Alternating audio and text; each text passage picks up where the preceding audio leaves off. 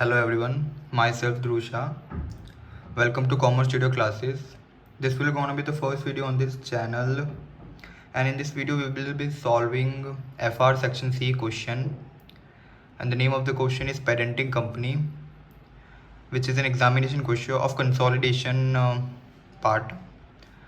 I hope you will find this video useful, and if yes, then don't forget to like, share and subscribe to my channel.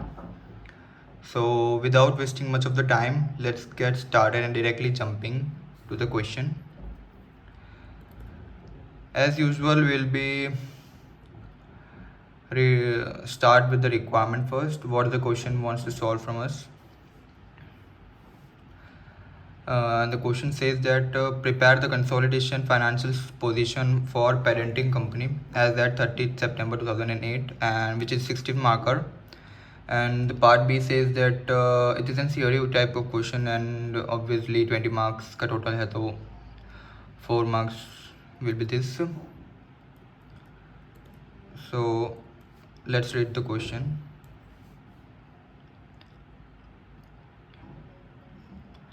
On 1st April 2008, parenting P company acquired 60% of equity share capital of S company in exchange of 2 shares in P company for 3 shares in Sophistic company S company. And at that date the retained earning भी दिया हुआ है, and the issue of shares has not yet been recorded by P company. और जो issue किया हुआ है share exchange के टाइम पे वो P कंपनी रिकॉर्ड भी नहीं करा, वो भी हमको कंसोलिडेशन में करना पड़ेगा. और at that debt market value of P company, share की प्राइस दे रखी है P की $6 ईच. और फाइनेंशियल पोजीशन दिया हुआ है दोनों कंपनियों का 30 सितंबर 2018 का, और एक्वायर किया हमने 1 अप्रैल को. तो मीडियर एक्विजिशन है, ठीक है. और कितने महीने का पोस्ट होगा फिर? अप्रैल, मई, जून, जुलाई, अगस्त एंड सितंबर, 6 मंथ पोस्ट, ठीक है.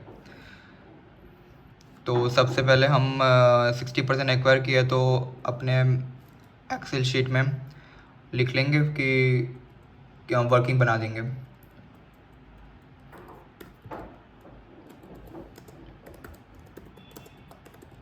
ग्रुप स्ट्रक्चर, और उसमें P कंपनी है, hold 60% of S company and second working note हम बनाएंगे परचेज कंसिडरेशन का, क्योंकि गुडविल पहले फाइंड आउट करेंगे. तो PC फाइंड करेंगे. PC वो कैसे किया, वो अगेन रीड करते हैं. 60% ऑफ एस कंपनी, ठीक है, and exchange of 2 shares in P company for 3 shares in H company. और तो फिर 60% एक्वायर किया एच का, तो एच का शेयर कैपिटल देखेंगे कि नंबर ऑफ शेयर्स कितने हैं. इक्विटी शेयर कैपिटल $1 ईच, और दी 4000 है, मतलब 4000, मैं 1000 में कन्वर्ट करके बोल रहा हूँ सारा कुछ, मतलब 4 मिलियन है ना, तो 4000 ही है, इन थाउजेंड्स में वैल्यू है, तो वो अज्यूम कर लेना, कंफ्यूज मत होना. तो 4000 शेयर्स, मतलब 4000 का टोटल आउटर कॉलम में, और वो $1 का एक शेयर है, तो ऑब्वियसली 4000 शेयर एक्वायर किया. तो 4000 शेयर्स एक्वायर किया है, उसका 60% हमने ले लिया, तो 2400 शेयर्स ले लिए. और वो इस शेयर की वैल्यू जो हमने पे करी ना एस कंपनी को, वो अपने शेयर ज़्यादा इशू कर दिए और उनको दे दिए, तो शेयर एक्सचेंज कर दिया मतलब. और कितने शेयर एक्स्ट्रा इशू करे हमने, इतने, तो हमने 2400 इंटू 2 डिवाइड बाई 3 शेयर उस कंपनी में, तो हम 2 शेयर इशू करेंगे. 3 शेयर एस कंपनी में होंगे हमारे, तो अब हम 2 शेयर इशू करेंगे. तो ये हमारा 2:3 रेशियो है एक्सचेंज का, और $6 पर शेयर की वैल्यू है. तो हमारा कंसिडरेशन होता है 9600. तो 9600 है. और NCI क्वेश्चन में क्या दे रखा है, NCI की वैल्यू गुडविल कैलकुलेशन के लिए. अगर NCI की फेयर वैल्यू दिया होगी तो हम फेयर वैल्यू मेथड से कर रहे हैं गुडविल को कैलकुलेट, वरना प्रोपोर्शनल बेसिस से करना पड़ेगा. तो देखते हैं क्या दिया हुआ है. ऊपर तो कुछ नहीं दिया हुआ है, अब रिक्वायरमेंट पे पढ़ते हैं. Eight the day of acquisition, okay, fair value changes भी दी हुई है. 2 मिलियन की बड़ी है, किसकी, प्लांट की. और 5 years थी, it had a remaining life of 5 years और स्ट्रेट लाइन बेसिस यूज़ किया हुआ डेप्रिसिएशन में, ठीक है। और फिर सब एस कंपनी ने ये जो carrying amount adjust carrying amount का इंक्रीज़ हुआ है प्लान में, वो एडजस्ट नहीं करा हुआ है, तो वो भी हमको एडजस्ट करना पड़ेगा। और तो ठीक है, और सेल्स फ्रॉम पीक ओएस कंपनी, ओके ठीक है। और ये तो इंटर कंपनी ट्रांजैक्शंस हैं, और इंटर कंपनी रिसीवेबल पेबल है, थर्ड एडजस्टमेंट। और फोर एडजस्टमेंट बोल रहा है कि P company as a policy of accounting of any NCR full fair value, मतलब फुल गुडविल निकलेगा, इससे पार्शियल नहीं निकलेगा, प्रपोर्शन में पार्शियल निकलेगा, फेयर वैल्यू पे फुल निकलेगा। और वो क्यों फुल निकलेगा, क्योंकि एनसीआई मेजर फेयर वैल्यू पे है, इसलिए। तो the fair value of NCI S company at the day of acquisition was estimated to be 5900, और goodwill consolidated goodwill was not impaired. चलो इम्पेयर्ड भी नहीं है तो गुडविल सेम ही रहेगी रिपोर्टिंग डेट तक जो हम एक्विजिशन को कैलकुलेट करेंगे। तो एनसीआई दिया हुआ है 5900, तो एनसीआई दिया हुआ है। अब fair value of net asset निकालेंगे। Fair value of net assets, fair value of net asset है, शेयर्स का कितना है, शेयर्स 4000 है। रिटेन अर्निंग दिया हुआ है क्वेश्चन में कि eight the day of acquisition कितनी थी, 5000 थी।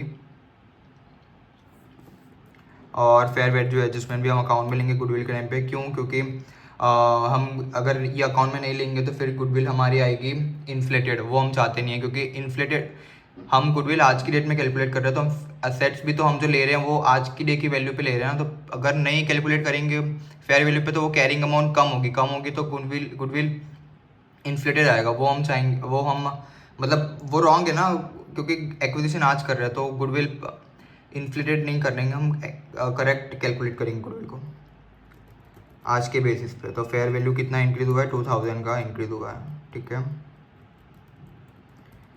तो इन दोनों का टोटल कर लेते हैं पहले। 15,500 is equal to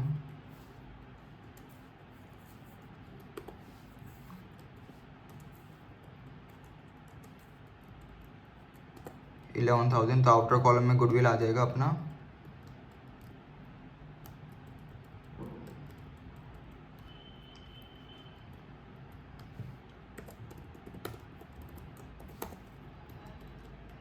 outer column में गुडविल आएगा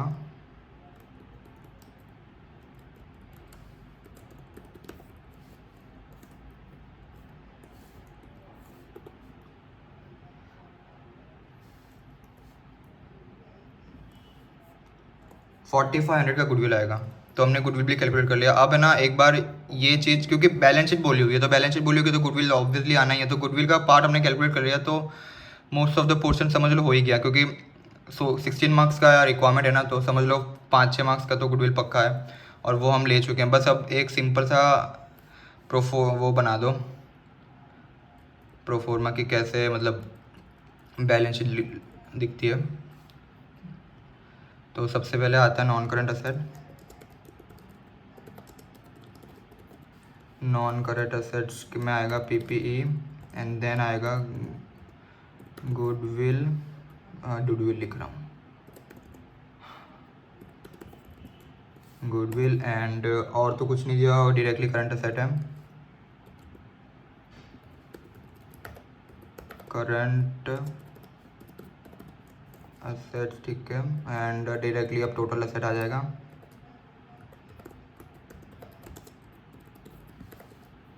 असेट्स, ठीक है। अब वो बोल्ड कर लेते हैं। अब आएगा इक्विटी सेक्शन, इक्विटी सेक्शन में आएगा शेयर कैपिटल, शेयर कैपिटल है, शेयर कैपिटल, फिर रिटेन अर्निंग,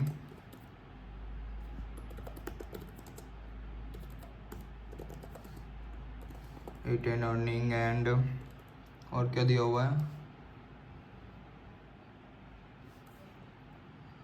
टोटल एसेट हो गया, इक्विटी, शेयर, रिटेन अर्निंग हो गया। अब एनसी नॉन करंट लायबिलिटी है, तो एनसीआई भी करेंगे, non controlling interest,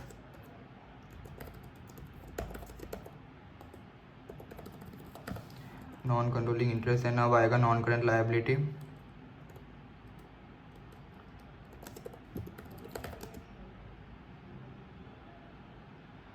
non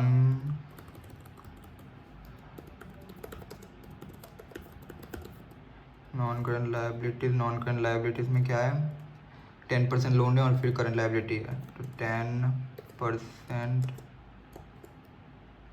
loan notes है and then directly current assets है, करंट लायबिलिटी सॉरी,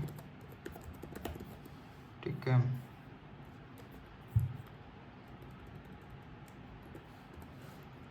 ठीक है, नाउ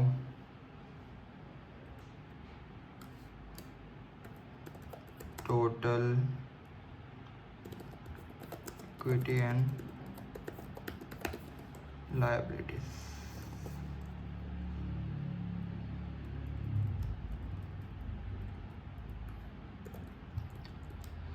ओके, तो अभी गुडविल की वैल्यू हमको पता चल चुकी है, तो वो वर्किंग नोट 2 का रेफरेंस देके हम सीधा कैलकुलेट कर लेंगे, उसको सीधा आउटर कॉलम में लिख देंगे, क्योंकि वो इम्पेयर भी नहीं हुई है, तो वो एक अच्छी चीज़ है।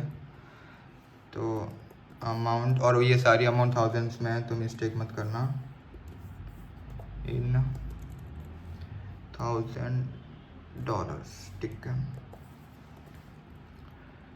अब पीपी की वैल्यू पे आते हैं, पीपी की वैल्यू कितनी है, हाँ, और इसमें तो फेयर वैल्यू एडजस्टमेंट भी, तो उसका वर्किंग बनाना पड़ेगा। तो वर्किंग नोट 3 वो हम करेंगे पीपीई का, हाँ, फेयर वैल्यू एडजस्टमेंट है और वो डेप्रिशिएट भी होगा, डेप्रिशिएशन स्ट्रेट लाइन बेसिस पे बोला हुआ है। तो फेयर वैल्यू है 2000 की, तो एक्सेस डेप्रिशिएशन कितना लगेगा, this into this divide by 5, 2000 divide by 5 into 6 divide by, क्योंकि अप्रैल को एक्वायर किया था, अप्रैल टू सितंबर तक 6/12 का ही आधे साल का डेप्रिसिएशन आएगा, तो 200 होगा। तो कैरिंग अमाउंट कितना होगा,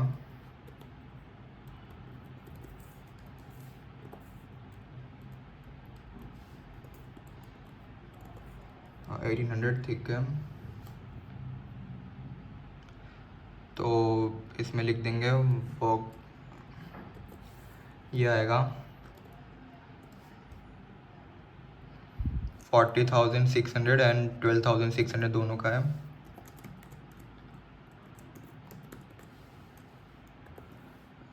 उसमें से प्लस 1800 ही आएगा, ये हमने कहाँ से निकला, working note 3,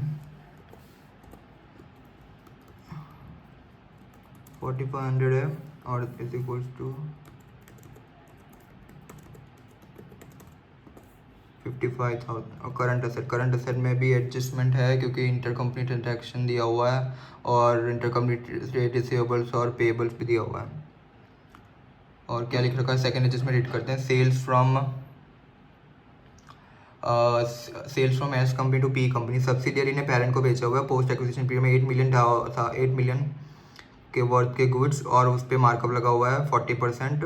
P company had 5.2 million, sorry, P company sold, उन्होंने इतना सोल्ड कर लिया, मतलब 5.2 मिलियन के गुड्स का जो प्रॉफिट होगा उसने रियलाइज़ कर लिया होगा। तो अनरियलाइज कितना हुआ, अनरियलाइज रिमेनिंग गुड्स का हुआ है।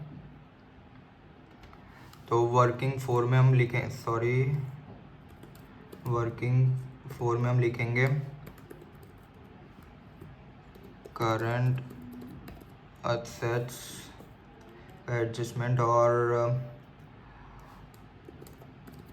अनरियलाइज प्रॉफिट निकालते हैं पहले। तो अनरियलाइज प्रॉफिट कितना होगा, 8000 के तो दिए थे, उसमें से 5200 का तो रियलाइज कर लिया।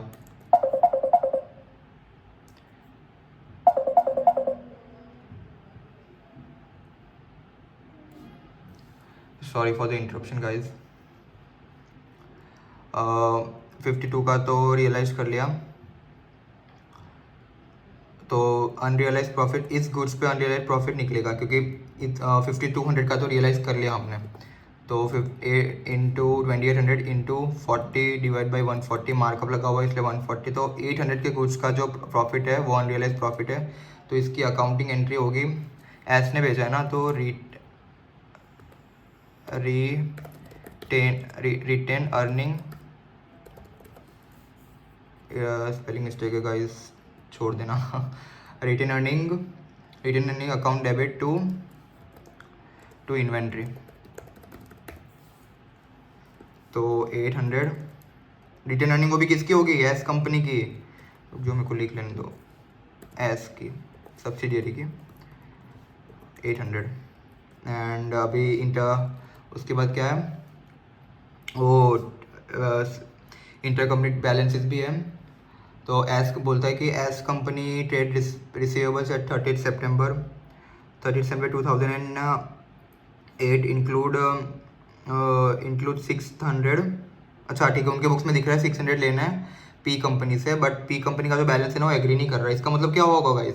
इसका मतलब ये होगा कि जो बैलेंस इसमें लास्ट में लिखी भी हुई है कि this was due to the cash in transit. P ने 2000 का पेमेंट कर दिया इसको, बट एस को पहुंचा नहीं है, मतलब बैलेंस इस लेट पहुंचा हुआ है, कुछ इशू हुआ होगा इसकी वजह से कैश इन ट्रांजिट है, मतलब in transit on the way है, और एस तक पहुंचा नहीं है। तो ऑब्वियसली बात है एस कंपनी क्यों रिड्यूस करेंगे अपना बैलेंस भाई, उसको मिला कहाँ है पेमेंट, बट पी ने तो कर दिया, तो उसने रिड्यूस कर दिया होगा, इसकी वजह से बैलेंस वो नहीं हो रहा। तो बस हम क्या करेंगे, कैश इन ट्रांजिट है ना, तो कैश इन ट्रांजिट अब दोनों एक ही कंपनी है, मर्ज मतलब पेरेंट और सब्सिडियरी मतलब एक ही हुआ ना, अब बाप बेटे का रिश्ता है, तो क्या उससे लिया क्या उससे मतलब देना, मतलब तो हम ऐसे ही समझ लेंगे कि cash in transit account debit to receivables, क्योंकि उसके भी रिसीवेबल्स कम हो जाएंगे। तो बस इससे दोनों का बैलेंस एडजस्ट हो गया, बस एडजस्ट हो गया, तो मतलब 200 का मतलब 200 का पेमेंट हो गया, समझ लो आ गया। तो मतलब बैलेंस जब 600 दिख रहा था तो वो कम होकर कितना हो गया होगा, 400 हो गया होगा, क्योंकि उसको मिल गया, वो हमने समझ लिया कि उसको मिल गया, तो 400 हुआ होगा। तो बस तो ये इंटर कंपनी बैलेंस है, उसको हम एलिमिनेट करेंगे।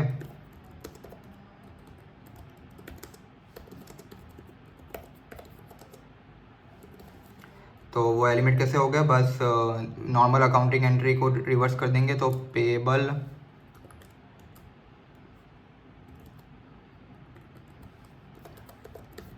पेबल्स टू, आप पूरा लिख देना पेबल्स अकाउंट डेबिट टू, तो मैं सिंपली ऐसे लिख रहा हूँ इसलिए। रिसीवेबल्स कितना है, 400 होगा, ठीक है। तो अब ये एडजस्टमेंट सारी हम करेंगे करंट असेट्स के अंदर, तो ध्यान से देखना।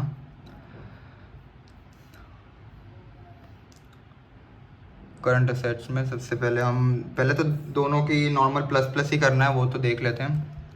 प्लस प्लस क्या करना है, 16,000 और 6,600, ठीक है। 16 + 6,670, उसमें से अनरियलाइज प्रॉफिट माइनस होगा, ये क्या यूआरपी है, अनरियलाइज प्रॉफिट इसका मतलब, और उसमें से फिर हम बैलेंस इसको 200 को कम करेंगे। कौन सा 200 रिसीवेबल में से 200 कम करा, प्लस दूसरा 200 कौन सा, कैश का 200। ऑल दो करंट असेट ही नॉर्मल दिया हुआ, तो नील करंट असेट में तो इम्पैक्ट जीरो ही होगा, बट हमको एज अ क्लैरिटी के हिसाब से मैं आपको दिखा रहा हूँ कि 200 जो माइनस किया हुआ वो रिसीवेबल की एंट्री है, और कैश किया हुआ है प्लस 200 कैश डेबिट करा था, इसलिए कैश की एंट्री है, वो कैश का इम्पैक्ट सॉरी। तो 200 प्लस उसका, और बाकी का 400 हम जो इंटर कंपनी रिसीवेबल्स को वो करेंगे, रिसीवेबल पेएबल। तो यहाँ पे नॉर्मली लिख देता हूँ इंटर बैलेंसेस, और नॉर्मली ये कर्ली ब्रैकेट में लिख देता हूँ वर्किंग नोट कौन सा अपना, वर्किंग नोट नहीं 4 है, हाँ 4 है, वर्किंग नोट 4। तो बस अब आउटर कॉलम में वैल्यू पुट करो, 16,000 + 6,600 -800 -800 -200 + 200 -400। तो आउटर कॉलम में बैलेंस आ गया 21,400। अब टोटल कर लेते हैं एसेट साइड का पूरा, हाँ भाई ठीक है, इज इक्वल्स टू हम करेंगे करंट असेट को प्लस, गुडविल को प्लस, एंड पीपीए। तो 80,900 का आउटर कॉलम में बैलेंस आएगा। अब शेयर कैपिटल की तरफ चलते हैं। शेयर कैपिटल में क्या बोल रखा है कि हाँ, शेयर कैपिटल में याद रखो, शेयर कैपिटल तो पहले आएगा तो पेरेंट कंपनी का आएगा, इतना आपको पता है। पर पेरेंट कंपनी ने शेयर एक्सचेंज के गुड एक्विजिशन के टाइम पे शेयर एक्सचेंज करे थे, मतलब एक्सचेंज मतलब ज़्यादा इशू करे थे। उसके बाद समझ लो कैश नहीं होगा, कुछ भी रीज़न हो सकता है, हम सिंपली अज्यूम करते कैश नहीं होगा, इसलिए शेयर इशू करके पेमेंट कर दिया एक्विजिशन के टाइम पे। तो एक्स्ट्रा शेयर कितने इशू करे थे, अभी कितने हैं कंपनी के पास, 10,000 है। और एक्स्ट्रा कितने इशू करे थे एक्विजिशन के टाइम पे, ये एक सेकेंड, 2/3, तो एक सेकेंड इसका मैंने ना साथ में कर दिया इसलिए इसमें दिख नहीं रहा। इतने तो शेयर हमने खरीदे थे और एक्सचेंज रेशियो था 3, तो 16 से एक्स्ट्रा इशू करे थे। इसको बोल्ड कर देता हूँ, वर्किंग नोट 2 का रेफरेंस डाल के आउटर कॉलम में लिख देंगे। तो 10,000 प्लस 1,600 और ये है वर्किंग नोट 2 में, मतलब रेफरेंस देने के लिए मार्कर को इजी रहेगा, इज इक्वल्स टू 10,000 प्लस 1,600। अब रिटेन अर्निंग के most important adjustment, retain earning सबसे टफ होता है बैलेंस शीट में, वो समझ लो सही आ गया तो बैलेंस शीट टैली हो जाएगी, क्योंकि टोटल से तो सबका ही मोस्टली सेम ही आता है। तो रिटेन अर्निंग फाइंड करते हैं। ये कौन सा वर्किंग था, 4 था ना, वर्किंग नोट 5 में हम करेंगे रिटेन अर्निंग आर ई का करेंगे। सबसे पहले तो आर ई में ये पी का इतना है और एस का इतना है। पी का कितना रिटेन अर्निंग है आज तक, 35,400 इसका है। और एस का कितना, एस का हमने एक्वायर किया था 1 अप्रैल को देखो, और बैलेंस शीट बनी हुई है 30 सितंबर की, और 30 सितंबर तक एस का रिटर्न अर्निंग 6,500 है, और एक्विजिशन के टाइम पे 5 मिलियन हमने ले लिया उसमें से। तो पोस्ट एक्विजिशन 6 महीने में 1500 ही कमाया होगा, तो सिंपली 1500 डायरेक्टली लिख देते हैं। तो 1500, और उसमें से फिर एस ने पैसे कमाए हैं पी से, तो अब तो कंसोलिडेशन में सिंगल एंटिटी है, तो खुद से ही खुद को पैसे कमाएंगे और खुद को बेचेंगे, वो तो गलत बात है। तो वो भी अनरियलाइज प्रॉफिट को निकालेंगे रिटेन अर्निंग में से, वो 800। एंड देन एक और एडजस्टमेंट है वो फेयर वैल्यू वाला, फेयर वैल्यू डेप्रिसिएशन एक्विजिशन के टाइम पे एस कंपनी का बड़ा था ना प्लांट का, डेप्रिसिएशन भी एक्सेस आएगा उसमें। डेप्रिसिएशन कितना था, 200। तो टोटल बैलेंस कितना दिख रहा है, 500 के, तो 500 में से तो ग्रुप शेयर कितना हुआ, group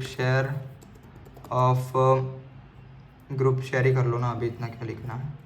group share is equals to 500 into 60% आया होगा। तो ग्रुप शेयर्स तो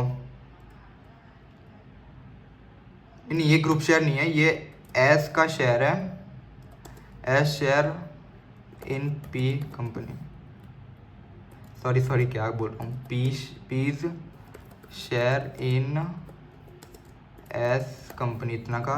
तो अब आएगा ग्रुप, GRP ग्रुप का share is equals to 300 plus 35,700 आ रहा है रिटेन अर्निंग ग्रुप का। तो वर्किंग नोट 5 का रेफरेंस डाल देते हैं रिटेन अर्निंग में, वर्किंग नोट 5 और AR वर्किंग 5, एंड आउटर में आएगा कितना था, 37,700 सॉरी। अब आएगा NCI का एडजस्टमेंट है, NCI का एडजस्टमेंट में NCI का भी वर्किंग बना लो, सिंपल 2 एडजस्टमेंट ही है बट फिर भी इजी रहेगा। NCI का share at the date of acquisition कितना था, एक्विजिशन के डेट के दिन 5,900 था। ये देखो, ये मैंने ढूंढा, अज्यूम नहीं करा, ये इसमें से दिया हुआ है 1,500 ये रहा NCI। एंड उसका पोस्ट एक्विजिशन का जो 40% है वो तो अपना नहीं है, पी कंपनी का। तो पोस्ट का कितना है, पोस्ट का 500 था इंटू 40% 0.4, तो 200 इसका। तो टोटल शेयर कितना है, टोटल शेयर NCI का है 6,100। ये वर्किंग नोट 6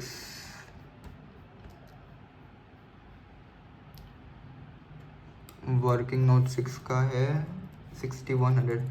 अब ये चीज़ शेयर प्रीमियम वाली adjustment most of the student miss कर देते हैं, बट ये याद मतलब ध्यान रखनी है क्वेश्चन क्या कि शेयर एक्सचेंज कराए तो वो भी $6 पे कराए, और कंपनी की मैंने स्टार्टिंग में बोला था कि इक्विटी शेयर फॉर $1 ईच का है, और 5-6 में इशू करा तो 5 का प्रीमियम आया होगा एक्स्ट्रा शेयर में।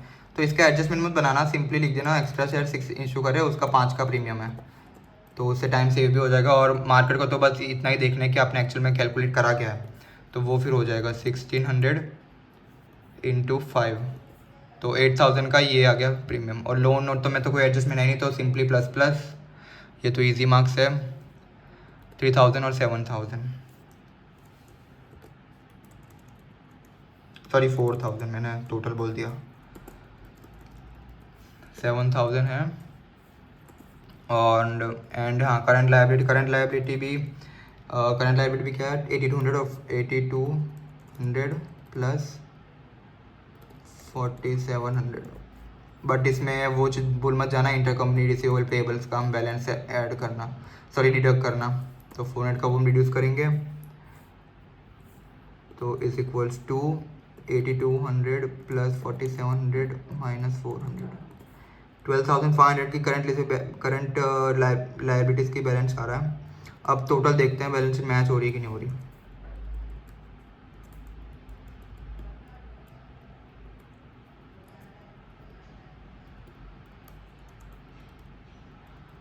रिटेन अर्निंग है इतना, एंड लास्टली शेयर्स 80,900, तो ये हो गया मैच।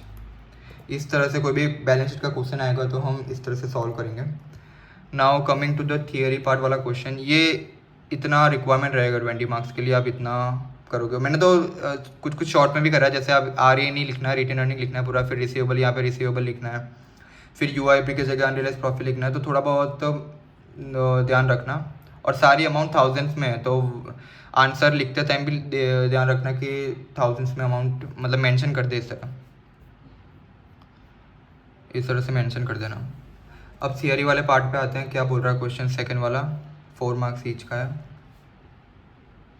तो 4 मार्क है, तो क्या लिख रखा है, P company has been approach by a potential new customer, Tribly company उसका नाम है, और to supply with substantial quantity of goods on 3 month credit, उसको 3 महीने की क्रेडिट पे गुड्स चाहिए। तो P कंपनी सोच रही है कि P company considers that large order represents in current difficulties economic climate. सही बात है भाई, और इसमें लिख रखा है स्पेशली P कंपनी की नॉर्मल 1 महीने की क्रेडिट है, तो यार एक कंपनी की नॉर्मल पॉलिसी है कि 1 महीने का क्रेडिट देते हैं, बट 3 महीने की मांग रही है, तो वो तो फिर मतलब रिस्क वो सोच रही है कि सही बात है, मतलब रिस्क हो सकता है, तो ऑब्वियस सी बात है कि वो मतलब होगा ही यार कि 30 दिन का है, और वो कंपनी 90 डेज का क्रेडिट मांग रही है, तो वो तो गलत है ना। तो टू सपोर्ट इट्स एप्लीकेशन, अब टू सपोर्ट इट्स एप्लीकेशन टी कंपनी को मतलब अपनी एप्लीकेशन को सपोर्ट करने के लिए उसने क्या करा कि उसने ना अपना कंसोलिडेशन स्टेटमेंट भेज दिया इसको, और कंसोलिडेशन किसका ट्रिबली और ट्रीहट कौन है, इसमें लिख रखा है देखो, T company has send P company a copy of T companies most recent audited financial statement, तो टी कंपनी, और इसमें लिख रखा है नेक्स्ट में कि टी कंपनी क्या है, त्रहट कंपनी, सॉरी त्रहट, तो विद इन द त्रहट ग्रुप, तो और वो क्या है उसकी ऑब्वियसली बात है कंसोलिडेशन है, तो वो उसका पेरेंट ही होगा फिर ग्रुप, तो उसमें लिख रखा है कि टी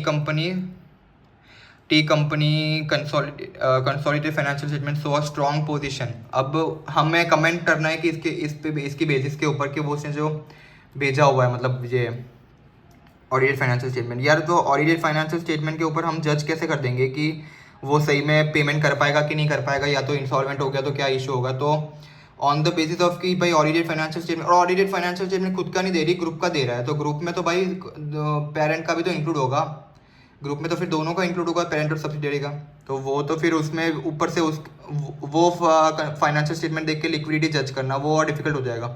तो बस यही लिखना है कि ऑन द मतलब सिर्फ कंसोलिडेटेड फाइनेंशियल स्टेटमेंट के बेसिस पे हम लिक्विडिटी जज नहीं कर सकते हैं, या तो फिर ट्रेजर ग्रुप को पूरे को मतलब गारंटी लेना पड़ेगा कि अगर टी कंपनी इंसॉल्वेंट हुई, ट्रिबली कंपनी इंसॉल्वेंट हुई, तो आपको पेमेंट करना पड़ेगा गारंटी मतलब, और अगर वो कर देते हैं वो तो ठीक है, अगर पर नहीं करा तो फिर वो रिस्क पे ये तो on the basis of that we can't मतलब ये ऑन सिर्फ नॉर्मल उसके बेसिस पे जज नहीं कर सकते।